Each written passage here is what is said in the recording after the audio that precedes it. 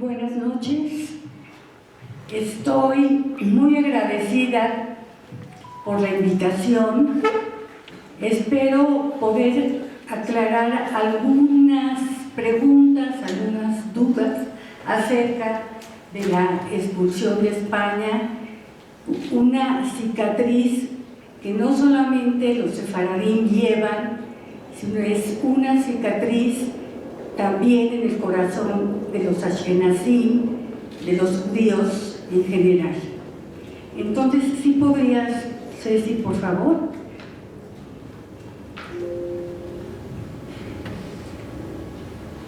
La expulsión de España y la descendencia de los reyes católicos. Aquí pueden ver, aquí están sentados en su trono los reyes católicos, la corte, donde también habían elementos judíos, no criptojudíos, judíos hasta que los forzaron a convertirse.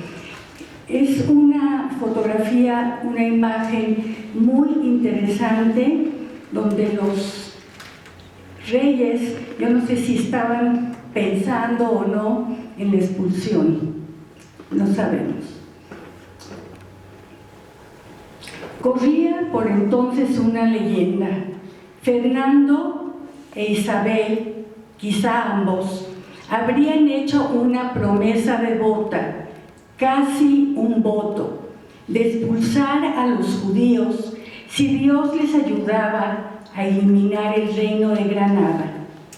Una segunda leyenda atribuye a la pérfida reina, inducida por un perturbador de Israel, Torquemada, la expulsión del elemento judío de suelo hispano.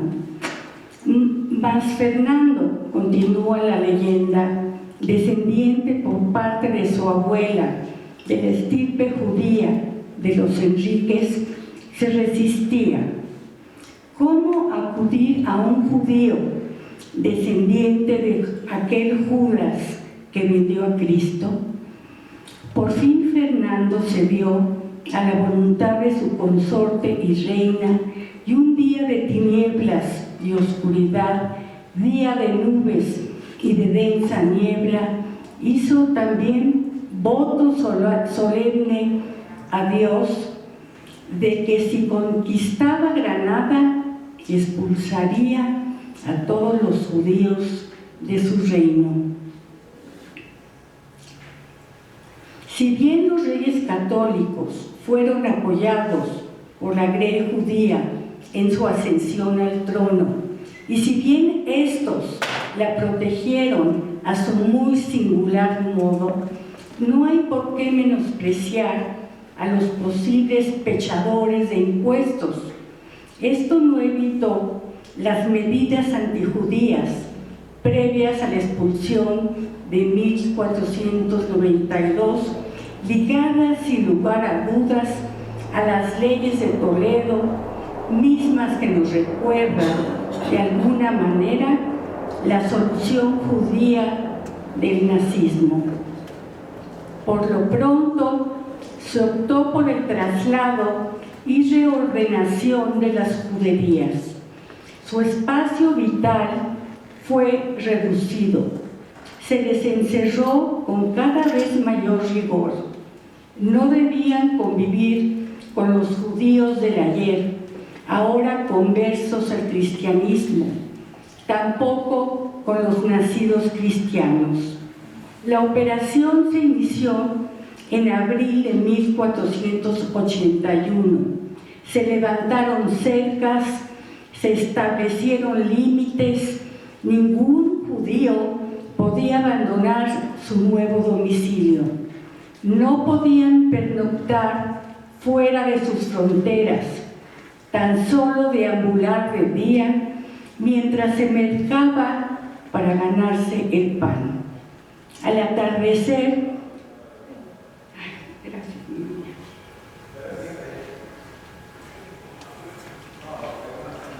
que nos perdimos, ¿a dónde estaba? Al atardecer se cerraban las puertas, encerrando a sus habitantes hasta el día siguiente. Los días que seguían estaban marcados por el oprobio, el ostentar sobre sus vestimentas una rodela bermeja, insignia infamante, tal vez, como aseverarían algunos, en memoria de la sangre de Cristo derramada por los deicidas judíos. Dentro de todo, cabe mencionar cierta paradoja. En 1484, en Burgos, fue pregonada una ordenanza que prohibía a los judíos comerciar con víveres fuera de la judería. La razón esgrimida, que los cristianos pudieran alimentarse con géneros tocados previamente por judíos. Sí, como en el resto de Europa. Y he aquí la anunciada paradoja. Gracias a las manos del rabino mayor y médico Shamaya, Juana de Portugal dio a luz a Juana, mejor conocida como la Beltraneja, sobrina y rival política de la futura reina Isabel. Al parecer, el tratamiento contra la esterilidad del rey Enrique IV, denominado el Impotente, dio sus frutos. Ahora, una anécdota más. Gracias al tratamiento y vigilancia del médico judío Lorenzo Bados, la esposa de Fernando, tras un aborto y peligro de esterilidad, hablamos de Fernando de Aragón, dio a luz al heredero al trono, el príncipe Juan, el que por cierto jamás llegó a reinar. Lo contado sucedió antes del exilio de 1492. Ya vendría la inevitable caída de la dinastía de los Trastamaras, descendientes de Isabel y Fernando, ejecutores de la expulsión de sus judíos, de sus servidores y benefactores.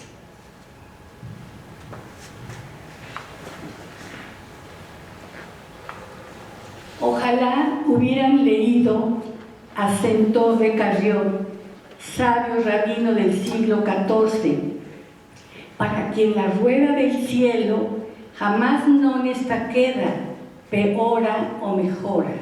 Los reyes católicos jamás hubieran imaginado la caída de un imperio donde jamás se ponía el sol.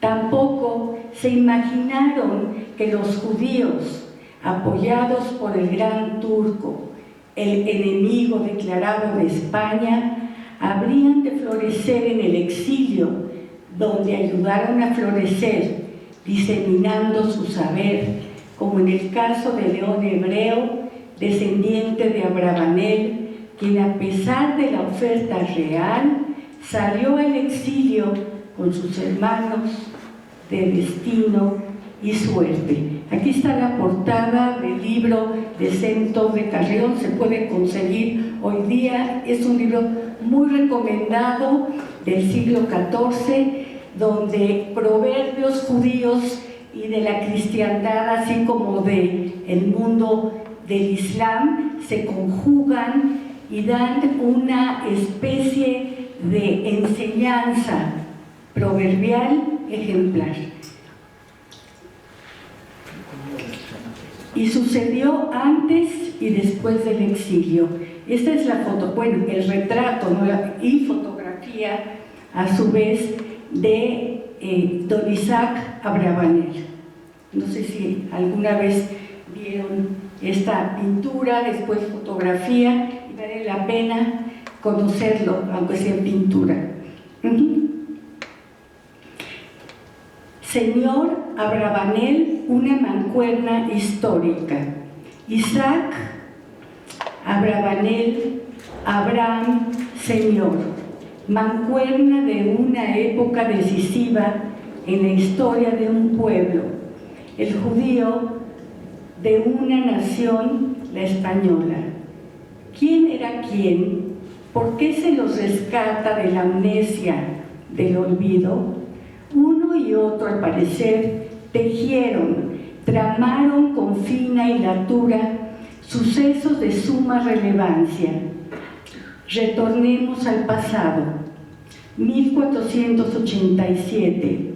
Cristóbal Colón, navegante de grandes sueños y escasas monedas, se entrevista con Isaac Abravanel y Abraham Señor.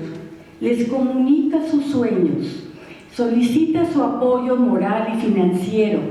Ambos se involucran con entusiasmo.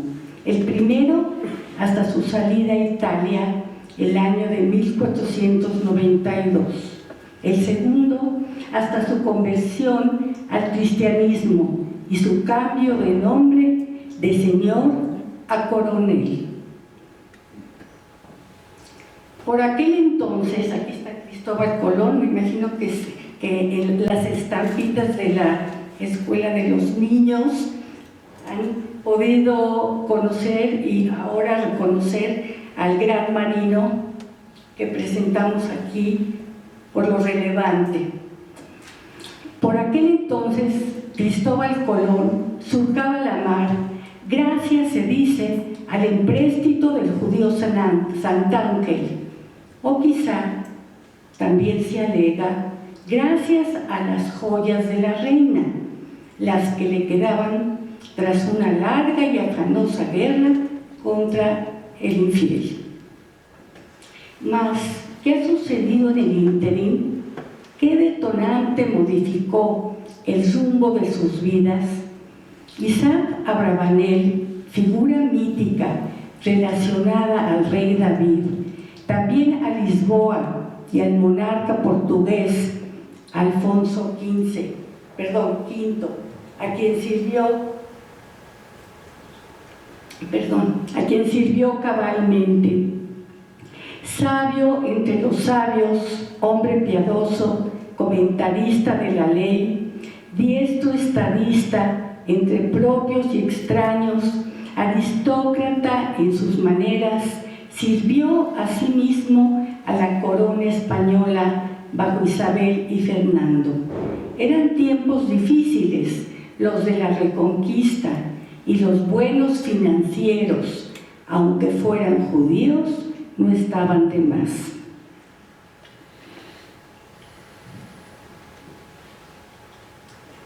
Abraham Señor, rabino y sin embargo un converso más al cristianismo, recibió las aguas bautismales el 15 de junio. El edicto de expulsión ya estaba en marcha, en presencia de los reyes llamados católicos. Su apostasía, nos advierte tanto Poliakov como Baer, pronto se convirtió en martirio. Se murmuraba que la misma reina había jurado bautizar por la fuerza a todos los judíos si su favorito se negaba a convertirse. Y la historia vuelve a reunir a Abravanel y a Señor antes del exilio definitivo, antes de la conversión masiva, antes del derrumbe, fichas de un tablero en entrecruce decisivo. ¿Se concretiza o no la anunciada expulsión judía o se acepta la propuesta judía, la de Abravanel, la de Señor, judíos allegados a la corte, tal vez al corazón real? Por parte de Isabel y Fernando se encuentra Torquemada. No sé si alguna vez han tenido el disgusto, ¿no?, de contemplar, por decirlo irónicamente, a este hombre feo por dentro y feo por fuera, ¿no? Por parte de Isabel y Fernando se encuentra Torquemada, al parecer cristiano recalcitrante y judío del pasado, aunque neófito o por serlo, defiende a capa y espada la causa de Cristo. Si Judas dijo, ha vendido a Cristo por 30 dinares y vosotros lo vendéis por 30,000, ahí lo tenéis, vendedlo. Y sus palabras, puestas en la balanza, pesaron más que las de los compungidos judíos y de sus representantes, más que el lloro y lamento de un pueblo arraigado secularmente a su lugar de origen. Abravanel, uno más que salió al exilio. Abraham Señor, semilla del linaje cristiano de los Pérez Coronel.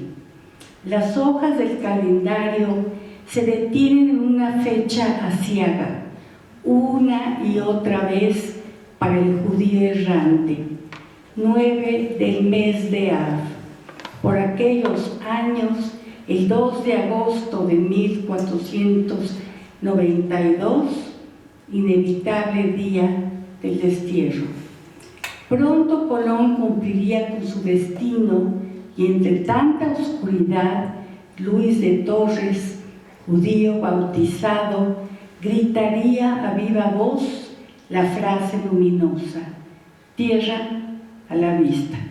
Esa es también otra de las estampas, imágenes muy conocidas sobre los hispanos pisando tierra. Se supone que es Cristóbal Colón, pero así tantos y tantos que llegaron y conquistaron las nuevas tierras. Tisha B'Av, el exilio español. Aquí hay un mapa muy característico de España, refugio de los judíos y patria de los judíos hasta la expulsión.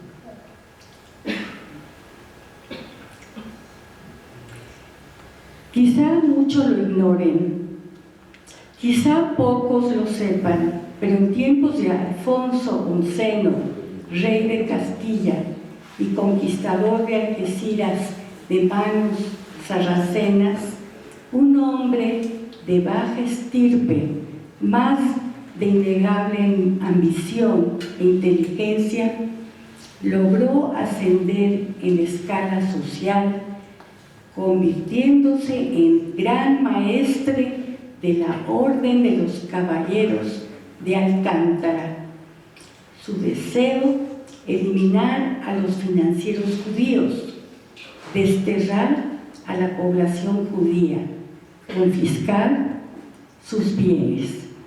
Alfonso XI, padre de Pedro llamado el Cruel, estamos hablando del siglo XIV, se negó a aceptar el nefasto plan, aduciendo que tal medida acarrearía más prejuicios que beneficios. Dicho proyecto, por fortuna, no cuajó por aquel entonces. Sin embargo, quedó latente. Martínez, el gran maestre, convertido en héroe nacional tras emprender una batalla triunfal contra el ejército árabe, jamás logró concretar sus planes para beneplácito de la grey judía. Colocado en la cumbre, cayó de la gracia real y de sus seguidores, tras intentar sublevarse contra don Alfonso XI, quien finalmente hizo justicia al condenarlo a morir en la hoguera. Por otra parte, Rodríguez Puiggrós, en la España que conquistó al Nuevo Mundo, hace referencia al movimiento antisemita iniciado por la nobleza castellana en el año de 1460 al exigir al entonces monarca Enrique IV, hermano de Isabel de Castilla, llamado el Impotente, que echase de su servicio a los judíos como condición para deponer las armas y aceptar la autoridad del monarca. Aquí está Alfonso XI. Seguimos. Mas los vientos soplaron en forma adversa al destino judío. Lo inevitable, lo que se venía cuajando, lenta pero acompasadamente, se hizo realidad. Quizá tras la reconquista de Granada, secular contienda, las piezas del rompecabezas estaban por unirse, a embonar dentro del mapa de la historia. Nadie, ni el mismísimo Isaac Abravanel, judío muy cercano a los reyes católicos, Isabel de Castilla y Fernando de Aragón, logró evitar o dilatar el cumplimiento del edicto promulgado por los reyes católicos el 31 de marzo de 1492. Se intentó negociar, suavizar el veredicto. La oferta de 30.000 ducados de aquella época resultaba apetecible a ojos del monarca. Sin embargo, pudieron más las palabras de un judío renegado, el inquisidor Torquemada, quien crucifijo en mano exclamó: «He aquí el crucificado a quien el malvado Judas vendió por 30 monedas de plata. Si elogiáis este hecho, vendedle a mayor precio». ¿Cuántos fueron los trasterrados? Tal vez 160.000, quizá 200.000. No hay coincidencia en los autores acerca del número de judíos expulsados del suelo español. Sin embargo, no hay quien discrepe sobre los daños que tal suceso causó en la economía española. El cronista Zurita escribió: fueron de parecer de muchos que el rey hacía hierro en querer echar de sus tierras gente tan provechosa, estando tan acrecentada en sus reinos, así como el número y crédito, como en la industria de enriquecerse. Y decían también que más esperanzas se podía tener en su conversión dejándolos estar que echándolos, principalmente de los que se fueron a vivir entre los infieles. Aquí vemos escenas de la expulsión. Como vemos, hay muchas imágenes de muchos libros, de muchos textos que iluminan aquellos tiempos, primero iluminados de la convivencia de las tres castas, y más tarde pues iluminando tristemente un acontecimiento que hasta hoy día padecemos. Bernaldez nos dice al respecto. Sí. Gracias, sí. Vendieron y malbarataron cuanto pudieron de sus haciendas. En todo tuvieron siniestras venturas. Se obvieron los cristianos sus haciendas, muy muchas, en muy ricas casas, heredamientos por pocos dineros. Andaban rogando en ellos, no se hallaba quien se las comprase. Daban una casa por un asno, una viña por un poco paño o lienzo, porque no podían sacar oro ni plata.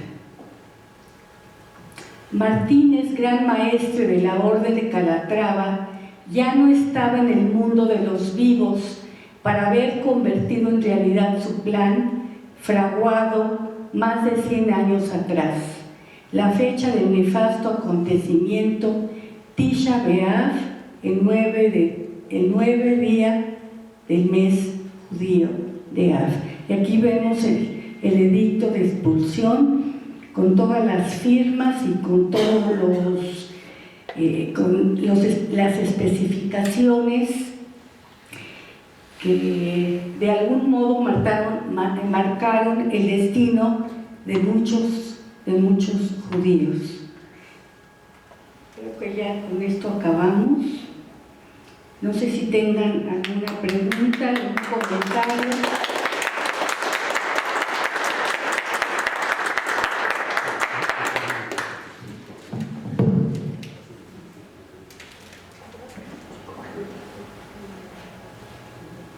Mencionaste que el rey tenía ascendencia judía. Sí.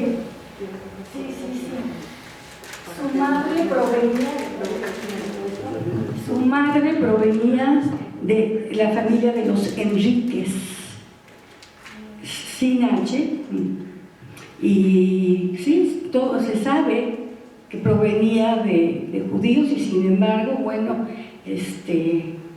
pues ellos tenían muy clara la política de expulsar y con eso pues quedarse con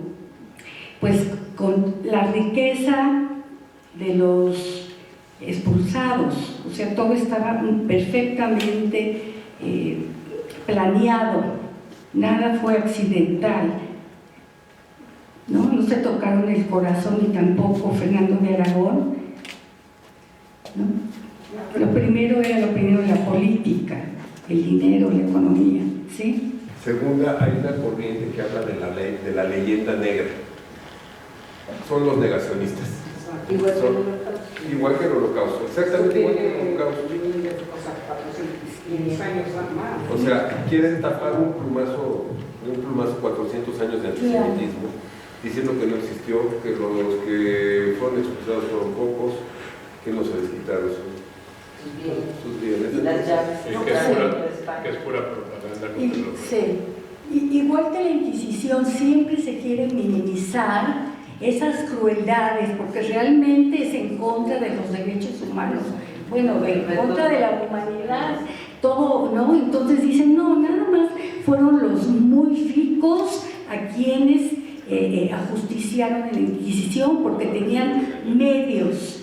Entonces se sabe que hay de todo, ¿no? Y que realmente los intereses creados, la economía, era la que impulsó a los reyes católicos a expulsar a sus judíos o a cristianizarlos, ¿no? No siempre sirvió esa cristianización, ¿no? Hay una metáfora que se llama la ropería de los abuelos, que hablan de, por ejemplo, que hay como un tenderete de ropa vieja, y entonces vienen los nuevos a probarse trajes de los antiguos, entonces obviamente no les va a quedar, o sea, es como todo muy disfuncional, ¿no?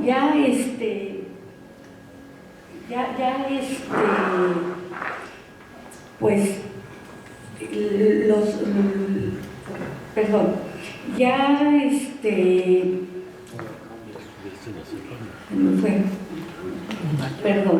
ya todo estaba dicho, digamos, todo estaba ya, estaba apañado. Hay muchísimas enciclopedias, muchos libros, incluso los viajes que se hacen en España, a Portugal o a Turquía, hablan de esta época de la expulsión, pero también se habla de la época dorada, de la época de los siglos de oro, de la literatura, de la filosofía, del arte judío como parte de este entramado feliz, armonioso de tres culturas. Es realmente una enseñanza para hoy día, ¿no? Que ojalá aprendamos que la armonía y la convivencia son el eje conductor. Pero también expulsan a los árabes, ¿no? Sí, más tarde, en la época de Felipe II también, porque se dieron cuenta ¿no? Los monarcas, de que los musulmanes seguían obviamente con su religión, con su fe, con sus costumbres, contrarias totalmente al cristianismo, y que había un contacto. ¿Quiénes eran los artesanos? Los artesanos eran los árabes. Entonces siempre había un contacto directo entre artesanos y entre cristianos y entre los judíos nuevos, y pues ellos lo que querían era una España unitaria. Eso es lo que ellos tenían en mente, los reyes católicos. Era una nación, una religión, una sola fe y una sola lengua, ¿no? Era como un gobierno monolítico, donde no hay otra cosa, donde nada más se ve el espejo de lo cristiano. No existen espejos posibles para el otro. Esa es una experiencia nefasta, se ha comprobado una y otra vez. La política monolítica no sirve. Tenemos que voltear a ver al otro. El otro es el que nos va a enseñar a aprender sobre nosotros mismos y sobre ellos, a conocer al hombre en diferentes aristas, en diferentes facetas. Y eso fue un error, porque eso es lo que ellos, los gobernantes pensaron: uno. Y de repente se toparon con el Nuevo Mundo, y los portugueses fueron a parar a Goa, a la India, y entonces se dieron cuenta de la multiculturalidad. O sea, ellos estaban en lo suyo tratando de meter, a lo mejor en un agujerito chiquito, un muñecote grandote, por ejemplo, ¿no?